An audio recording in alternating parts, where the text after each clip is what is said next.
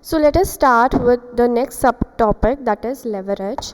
What is leverage is nothing but the relationship between two interrelated variables. Okay, now this variables, it can be cost, it can be sales, it can be revenue, it can be earnings before tax, it can be earnings after tax, it can be EPS, it can be anything. So two financial variables, the relationship between those two financial interrelated variables is nothing but leverage. In financial analysis, it represents the influence of one financial variable over another related financial variable. So basically in leverages we will see what is the relationship between two interrelated variables, and in order to understand that, there are three types of financial leverage. There is operating, financial and combined. Before we move on to operating, financial and combined leverage, let me explain you all a basic format which we'll be using in this subtopic. Okay, so this format is basically used to determine the income or the earnings available to equity shareholders. Okay, in order to understand what are the earnings which are available to the equity shareholders, this format is used. This format is basically called as income statement. So first of all, we will take the sales value minus the variable cost. You will get something called as contribution. From that contribution, once you minus the fixed cost, you get something called as EBIT, which is nothing but earnings before income and tax. Earnings before interest and tax. So EBIT, you will get something called as EBIT. From this earnings before interest and tax, you have to deduct the interest first. Once you deduct the interest, obviously you have taken into consideration the interest, so it becomes earnings before tax. Now the next component that you need to take into consideration is tax. So deduct the tax, then whatever remains, that is earnings after tax. From the earnings after tax, you have to deduct the preference dividend that you are supposed to pay to your preference shareholders. Once you deduct the preference dividend, whatever amount remains, that is nothing but the earnings which are available to the equity shareholders. Now one point that you all need to remember is the first preference with respect to payment of debts is given to the debentures or basically debt holders. Secondly, the next preference is given to the payment of income tax, and lastly we pay the preference shareholders, and whatever remains after making payment to all these three parties is then the earnings which are available to the equity shareholders. Okay, so I hope the format is very clear. We will be solving basic problems on this format so that you all get used to this format, because based on this format itself we will be determining the different types of leverages. Now let us move on to the first one, that is the operating leverage. Now operating leverage may be defined as the employment of an asset with fixed cost in the hope that sufficient revenue will be generated to cover all fixed and variable cost. So operating leverage, it may be defined as nothing but employment of fixed cost in order to buy a capital asset. You as a company are investing in buying a capital asset by paying a fixed cost in a hope that that capital asset will generate enough revenue to cover not only the fixed costs but also the variable cost of your organization. So that is nothing but operating leverage. Okay, so operating leverage, the formula is contribution divided by EBIT. I told you what contribution is. Contribution is nothing but sales minus the variable cost. If you all have seen over here, it is sales minus the variable cost is contribution. Okay, and the degree of operating leverage is equal to percentage change in EBIT divided by the percentage change in sales. Why? Because when the firm has fixed operating expenses, 1% change in the unit sales lead to more than 1% change in EBIT. Now 1% change in sales leads to more than 1% change in EBIT is the degree of operating leverage. Now this, I will help you all to understand this with the help of an example. Okay, I hope the basic concept of leverage is clear. Basic concept of leverage is that the firm is employing fixed assets. in an organization. Basically, employment of an asset by paying a fixed cost in a hope that that asset will generate enough revenue to cover all the costs, that is fixed as well as variable cost, that is called as operating leverage. Let us move on to the example. There is Finex Limited is currently selling a product at 1000 per unit and the variable cost is 500 per unit and its fixed operating cost is 2 lakhs. The EBIT, that is earnings before interest and tax, at two sales level is 500 units and 600 units is shown below. So 500 units and 600 units are the two sales levels which are there with respect to Finex Limited, and now we are going to determine the EBIT. So the revenue, they have told us it is 1000 per unit, the sale or the selling price is 1000 per unit. So in the first case there are 500 units, so 500 multiplied by 1000 you will get 5 lakh. In the second case there are 600 units, 600 multiplied by 1000 you will get 6 lakhs minus the variable operating cost. Now variable operating cost they have said 500 per unit, so 500 units in the first case multiplied by 500 you will get 2,50,000. In the second case, it is 600 units multiplied by 500, you will get 3 lakhs. So that is your variable cost minus the fixed operating cost. The fixed operating cost is rupees 2 lakhs. So in both the cases, we will deduct 2 lakhs. And whatever remains after that is nothing but earnings before interest and tax. Now if you see over here, the number of units that have been increased is only 100, from 500 to 600. Only 100 units have been increased. But can you see the EBIT, the percentage of change in EBIT? From 50,000 it has gone to 1 lakh. So 1% change in the sale units leads to more than 1% change in the EBIT. That is what operating leverage is discussing about. Okay. Now moving on to the next type of leverage, that is financial leverage. Okay. Let us move on to the financial leverage. Financial leverage, it may be defined as use of funds with fixed cost in order to increase the earning per share. Now in the operating leverage, we were discussing about fixed operating costs, where the firm uses or invests in fixed operating costs such as salaries, depreciation, insurance, advertisement, etc. in order to benefit from it at a future date, where it will cover both the fixed as well as the variable cost. But in case of financial leverage, it arises from the firm's fixed financing cost, such as interest on debt. So over here the focus is on employing fixed cost funds, that is funds which have fixed costs such as debt, in order to increase the earnings per share. Whereas in case of operating leverage, the focus was on investing in assets by paying a fixed cost, so that in future that asset will generate enough revenue to cover both your fixed as well as your variable cost. Whereas financial leverage, as the term finance itself tells you, that it is related to the sources of finance. So basically in financial leverage, the focus is basically on investing in funds with fixed cost, which in future date will lead to increase in the earnings per share. Now financial leverage, it involves the use of funds obtained at fixed cost. That is what you need to take into consideration, with a hope in increasing the returns of the common stockholders at a future date. The formula for financial leverage is EBIT divided by EBT. Okay, so this is the formula. And the degree of financial leverage is percentage change in EPS divided by percentage change in EBIT. That is, when a firm has fixed interest expenses, 1% change in EBIT leads to more than 1% change in EBT. Okay, so let us understand the equation with the help of an example.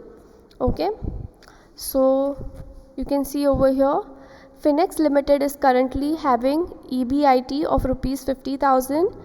It is fixed interest expenses are rupees 30,000 and its tax rate is 50%, it has 10,000 outstanding shares. Now they have said 50,000, but for the purpose of comparison, we have taken another scenario wherein there is 60,000 rupees EBIT. So there's 50,000 rupees EBIT and there is 60,000 rupees EBIT. Now let us deduct the interest rate. They have told us that the fixed interest expenses are rupees 30,000. So let us deduct the interest. 30,000, 30,000. So 50 minus 30,000, you get profit before taxes 20,000 over here. 60,000 minus 30,000, you get profit before tax as 30,000 here. Then minus the tax, it is said that it is 50%. So 20,000 into 50%, you get 10,000. That is 30,000 into 50%, you get 15,000. Then profit after tax, 20,000 minus 10,000, 10,000. 30,000 minus 15,000, you get over here 15,000. Now EPS is nothing but earning per share. Earning per share is nothing but profit which is available to the equity shareholders divided by the number of shares. Now over here there is no preference dividend. So preference dividend payment is going to be nil. That's the reason why profit after tax is the earnings which are available to the equity shareholders. So you get your EPS. You can see the EPS over here, it is 1, whereas over here it is 1.50. So 1% change in sales lead to more than 1% change in EPS. Okay, so that is the example with respect to financial leverage. Now moving on to combined leverage. Combined leverage, it is nothing but the combination of both the leverages, that is financial leverage as well as the operating leverage. That is, it takes into consideration the fixed cost of both, that is the operating as well as the financial leverage.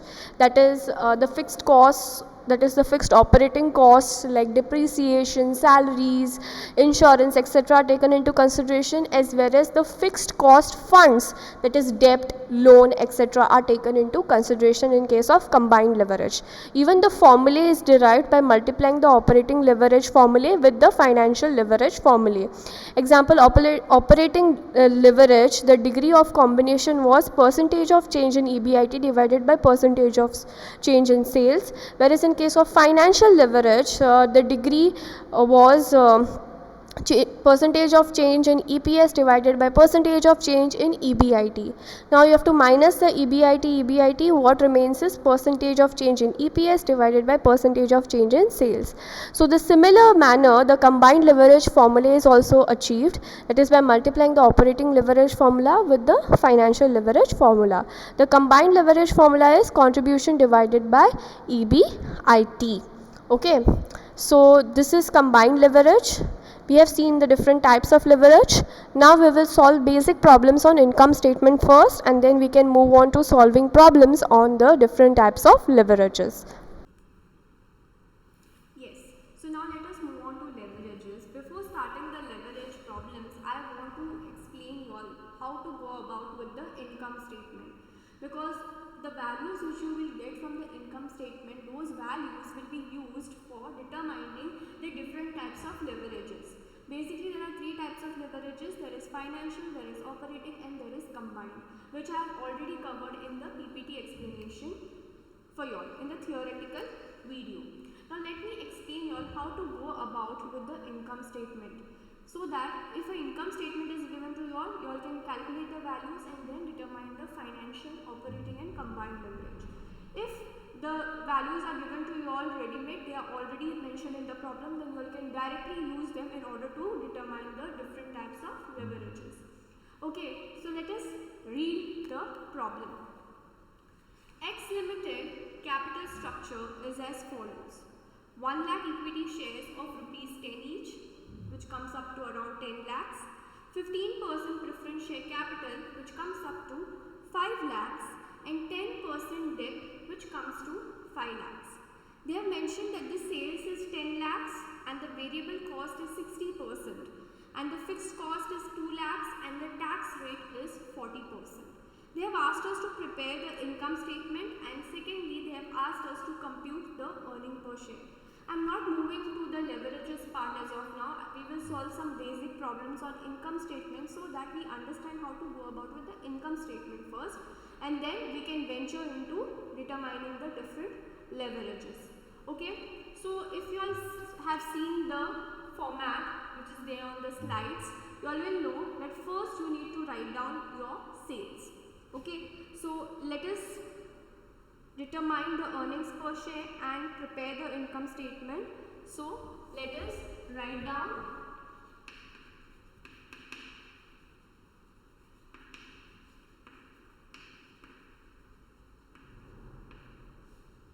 statement of income. Okay, make two columns. In the first column you will write down particulars, and in the second column you can write down the amount in rupees.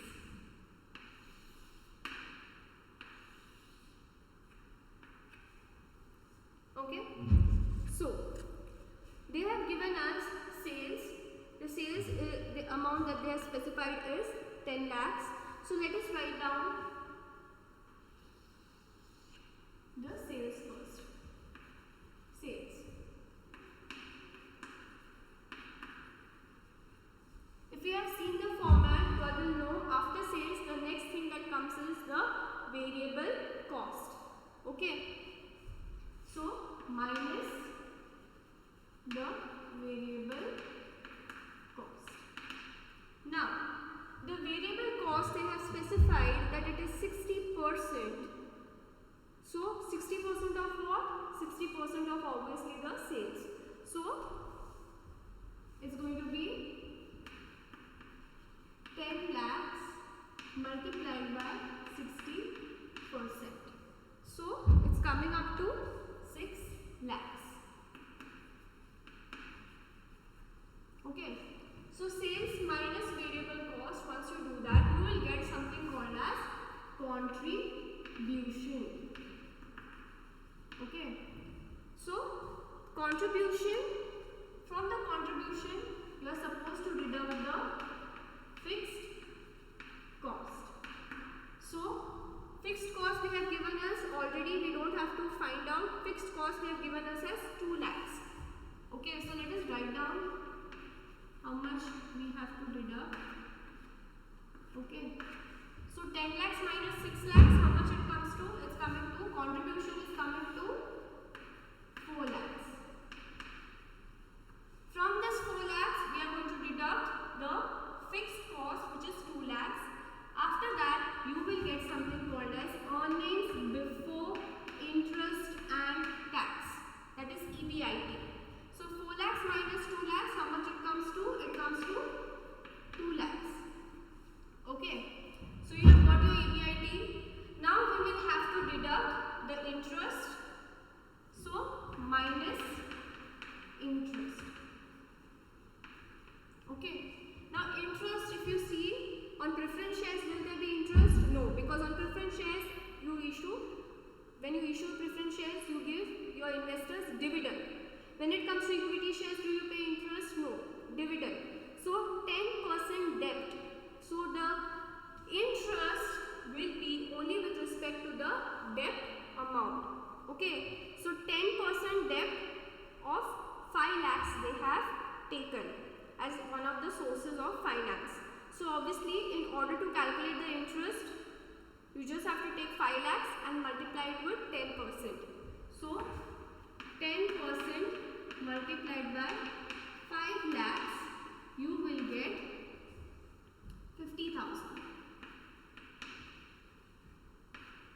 So 2 lakhs, you deduct the interest 50,000, you will get 1 lakh 50,000.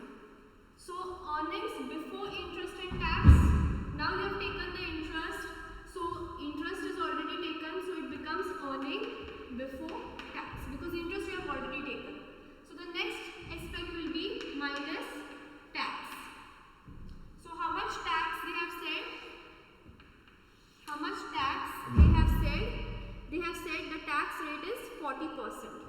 So it is going to be 40% of what? 1,50,000. 40% of 1,50,000 is coming to how much? It comes to 60,000.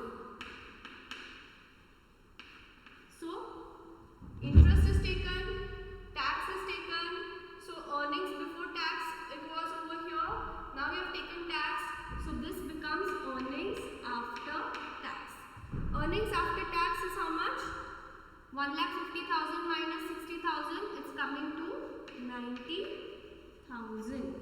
Okay. So now everything is taken into consideration. Interest is taken into consideration. Tax is taken into consideration. The next aspect which comes after paying your interest, after paying your tax, what comes? You have to pay the dividends. First, whom you will pay? First, you will pay to your preference shareholders. The dividend payment to the equity shareholders is always done last. So first we'll pay to the preference shareholders. Preference shareholders, how much dividend are we supposed to pay? It is 15% preference share capital of rupees 5 lakhs. So 15% into 5 lakhs.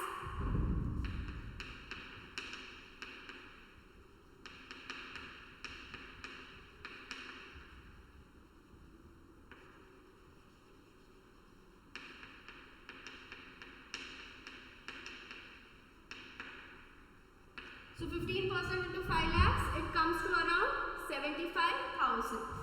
So 75,000. So minus the interest, which is interest payment to the preference shareholders, which is 75 lakhs.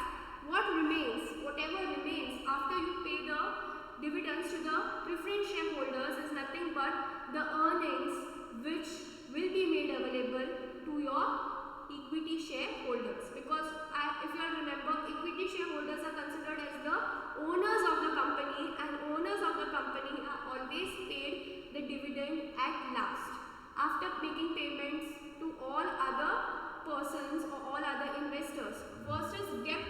You have to pay your debt. The company has to make the payments to the debt, that is interest.